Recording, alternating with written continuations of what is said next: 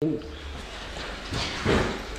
do what the players did for the club in the second half after not starting the game anywhere near at the level that we were expecting and hoping for, but still 1-0 down and a lot to play for. I thought the way they went out and approached the second half and the performance they gave against a team that of course are comfortable and are in good form, I can't really complain too bitterly about anything that happened there.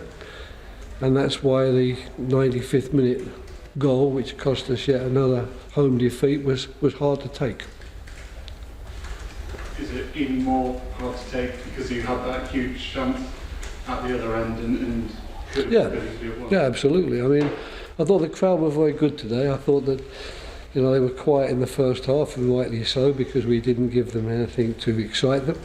I thought we did give them some things to excite them in the second half. I think they saw that the effort and the commitment, the work rate, the desire to score a goal and get back in the game was there.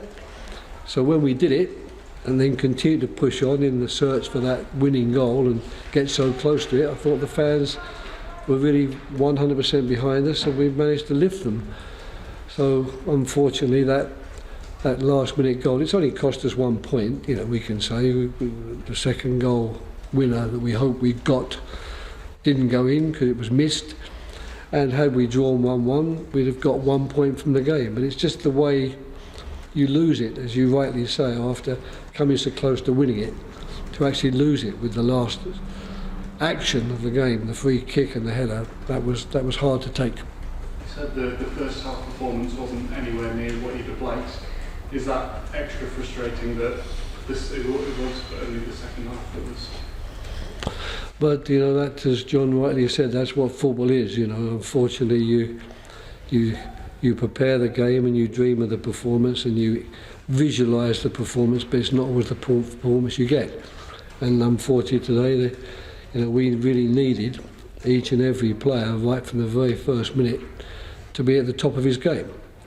Now that was by no means the case, but we did remedy to some extent in the second half some of the worst aspects of our first half performance, and we gave ourselves a chance. We equalised, and we could even have got that winner. But it would have been nice if we could have done it from the very first minute, because then maybe we wouldn't have even been behind at half time. Roy, do you feel that this group of players are still capable of the kind of sequence of results that you're now going to need to stay up? One has to believe, one has to keep faith, one has to take some sort of heart from their desire and commitment and effort during the second half, and you just have to hope that 6 times 95 minutes more they'll be able to do that, and maybe, who knows, we will pick up points where no one expected, and we will get ourselves back in the race. But it's not the right moment in time to start predicting that from the next game onwards we are now going to sweep the board and kill all opposition that we find in front of us, because if I say that, people will laugh at me. Right, are you happy with how you defended, considering Brentford only got their goals from a long throw and a free kick? It was just that set piece difficulty. Well, no, one's never happy when teams score against us from set plays, even though I must say they are quite dangerous from set plays. I mean, apart from anything else, they've got 5 or 6 players in the team who are over 1 metre 94. So, it's not easy to defend against them. We don't have many 1 metre 94 defenders. In fact, we don't have any.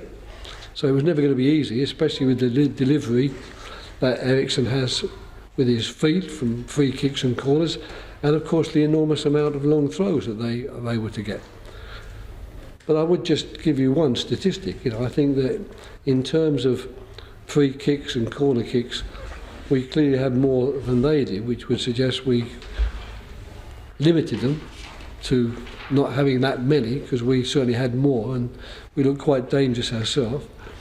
And unfortunately, if you play against a team that is very good at set plays, they are good, especially the second goal more than the first one. that risk always exists, because the quality of that ball in ends up being a 1v1 duel, and if their guy is a bit bigger, stronger, more aggressive than yours, it's going to be a goal. But we did our best to block them, and we didn't give them loads and loads of chances. And we knew that if Eriksson was getting on the ball for corner kicks, wide free kicks, central free kicks, we were in danger. And quite frankly, he didn't get in that position very often, and when he did, he showed his class. Roy, can you tell me what it's like managing Emmanuel Dennis? Because he's certainly an unpredictable character. How does it impact on how you want the team to play when he doesn't necessarily know what he's going to be doing next for his teammate? I think that's a bit harsh. I thought today was one of certainly his better games, not only individually but also as a team player. So I wouldn't want to criticise him today in those terms. But of course, he and Sarr are very individualistic players, and we have worked hard with them and the rest of the team to try and get them to bring their straw to the water when it comes to team play. And I think today I would have to say that I didn't see any really massive errors from them on that part. And Dennis, I think, will probably feel quite pleased with his performance today because he was quite dangerous and he scored a goal. Right, it'll be self-evident to the players what they have to do, but is there also a need to pick them up? Oh, of course. I mean, it's the hardest times to pick people up, when it would have been pretty hard to pick them up from 1-1, because we'd have realised that the chance of those 3 points had eluded us, and we'd only got one, but we could perhaps then have taken just a little bit more comfort from the fact that we came very close to the 3 points. Now, when you don't even have that comfort, if you like, to use in your attempts to motivate people to continue along the same lines, it's much harder. But it's part of the job. I make no complaints about that. I knew when I signed up for it that that would be part of the job, but there certainly is no easy answer to your question, or certainly no words that I can use which will change the situation. We've got to go out in the next 6 games and play in the same vein as we did in the second 45 minutes today. Roy, if you don't mind me asking, obviously commiserations on the result, from the outside looking in, what do you think has made Brentford have such a successful season? Because this is a team that at the start of the season was a very young squad, didn't have a lot of Premier League experience, and some people were writing them off, and it seems like after today they're going to be safe. So what do you think's kind of made them have such an impressive season? Well, they're organised, they're strong, they know the type of football that they want to play, and all the players have bought into that. They have some very good individuals. They had that even before Christian arrived. Now they've added that side of their game. So they're always going to be a very, very difficult team to beat, because there are no obvious failings in their team. There's no obvious weaknesses. And they do have several very, very good strengths, not least of all their long throw and their corners and wide free kicks, to all the big players that they have. And add to that the set play, the long throw. That's another one, never easy to deal with. So they are where they are because that's where they deserve to be. I wouldn't go as far as to say they really deserve to be going back to Brentford with 3 points today. I don't know their performance really merited that, but I mean, I would say that their position in the league and what they've done in the league is a credit to the club, and in particular to Thomas Frank and his staff and all the players he's worked with. They are where they are because that's where they deserve to be. Right, you kept Fulham up and you kept Crystal Palace up by tightening up at the back. That's your speciality, wasn't it? Straight away doing that. Has that been the most disappointing thing, that Watford haven't been able to learn those lessons as quickly as the teams before you?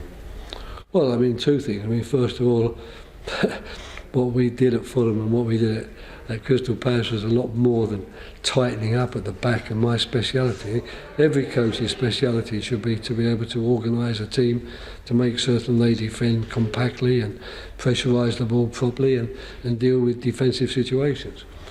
No different here, we've worked at that.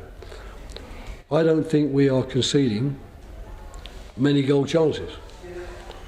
I don't think, you don't see our goalkeeper in the list I see of the goalkeepers who've made the most saves in the league. I've seen the top 10 and Foster doesn't feature. Just like today. Defensively, how many chances did we give Brentford? How many times were Brentford in a situation where you thought, watching from the side, they're going to score here? Now, I didn't see many, which I would say is a tribute to the way the team's trying to defend. But we conceded 2 goals. We didn't defend a long throw, and we didn't defend well enough a very good wide-ish free kick from, to make it so simple that, well, the team hasn't tightened up defensively and they don't know how to defend. I think that would be a very unfair judgment, which has no relevance really to what I'm seeing. Roy, you know this competition at the back of your hand. Recent years, the totals for relegation have been relatively low and the totals for winning it have become very high. Do you think it's almost becoming too stretched as a competition, whereby you've got teams at the top who are too strong for the rest? No, I wouldn't say that. I mean, I think that's fairly normal. At least here there is a little bit of a fight for the top spots between the very, very good teams that we have, who have enormous wealth and enormous riches and play extremely well. Just as we've seen now, really, we should have had 3 out of 4 teams in the semi-finals of the Champions League. I think when you get that, you're always going to see another side, perhaps down the bottom, where teams can't compete, but perhaps less so than Bayern Munich, who dominate every year in Germany, and Real Madrid and Barcelona that dominate every year. I think there's to some extent, a more interesting fight here, and I think we the bottom teams, we make it a little bit harder sometimes for the top teams than is the case in some other leagues. But I'm afraid it's always going to be part and parcel of the game. The game's about players, and the teams that can have the best players are going to have the best results in the league. All right, guys. Thank you. Thanks a lot. All the best.